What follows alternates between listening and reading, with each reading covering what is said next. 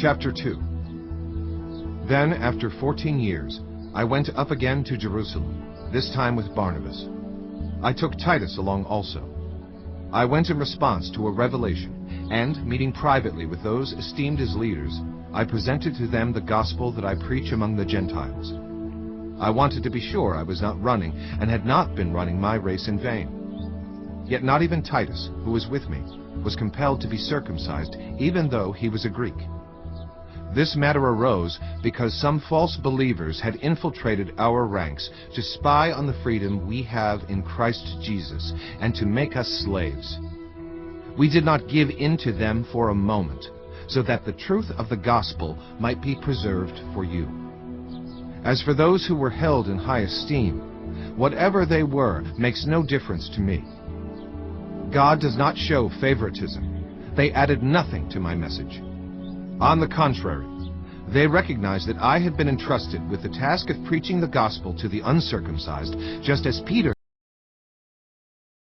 had been to the circumcised. For God, who was at work in Peter as an apostle to the circumcised, was also at work in me as an apostle to the Gentiles. James, Cephas, and John, those esteemed as pillars, gave me and Barnabas the right hand of fellowship when they recognized the grace given to me. They agreed that we should go to the Gentiles, and they to the circumcised. All they asked was that we should continue to remember the poor, the very thing I had been eager to do all along. When Cephas came to Antioch, I opposed him to his face, because he stood condemned. For before certain men came from James, he used to eat with the Gentiles. But when they arrived, he began to draw back and separate himself from the Gentiles, because he was afraid of those who belonged to the circumcision group. The other Jews joined him in his hypocrisy, so that by their hypocrisy even Barnabas was led astray. When I saw that they were not acting in line with the truth of the gospel, I said to Cephas in front of them all, "You are a Jew, yet you live like a Gentile and not like a Jew. How is it, then, that you force Gentiles to follow Jewish customs?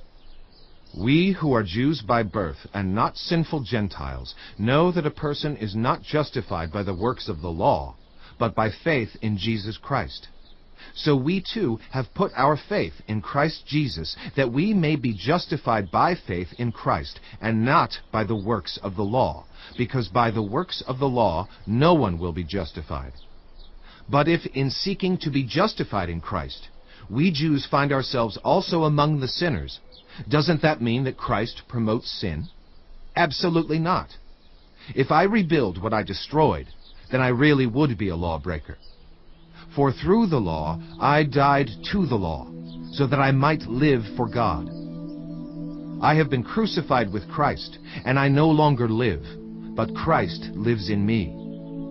The life I now live in the body, I live by faith in the Son of God, who loved me and gave himself for me.